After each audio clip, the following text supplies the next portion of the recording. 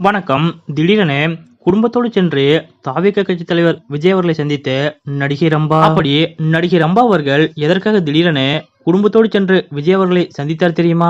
இதை பத்தின முழு விவரத்தோட இப்ப நம்ம பார்க்கலாம். நேற்றைய தினம் நடிகை ரம்பா அவர்கள் திடீரென தனது குடும்பத்தோடு சென்று நடிகர் விஜய் அவர்களை சந்தித்திருப்பது அனைவரது கவனத்தையும் ஈர்த்துள்ளது. பின்னர் கனடாவைச் சேர்ந்த இந்திரகுமார் என்பவரை திருமணம் முடித்த பிறகு ரம்பா அவர்கள் அங்கேயே செட்டில் ஆகிவிட்டார். இந்த தம்பதிக்கு 2 மகள்களும் ஒரு மகனும் உள்ளனர்.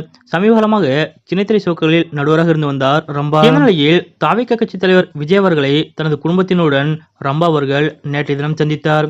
இது தொடர்பான புகைப்படங்கள் வைரலாகி வருகின்றன. இந்த சந்திப்பின் போது புதிய ஹேர் ஸ்டைலில் விஜய் அவர்கள் காணப்பட்டார்.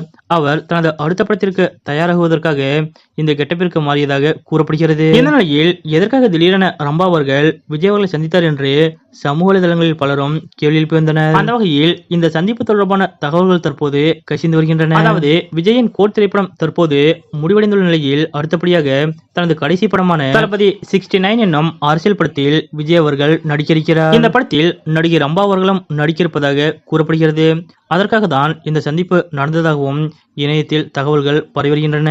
தளபதி 69 படத்தில் நடிகை ரம்பா அவர்கள் நீண்ட வருடங்களுக்கு பிறகு விஜய் அவர்களோடு நடிக்கிருப்பதாக கூறப்படும் இந்த தகவல் பற்றிய உங்களுடைய கருத்துக்கள் என்ன அப்படிங்கறத மறக்காம கமெண்ட்ல குறிப்பிடுங்க.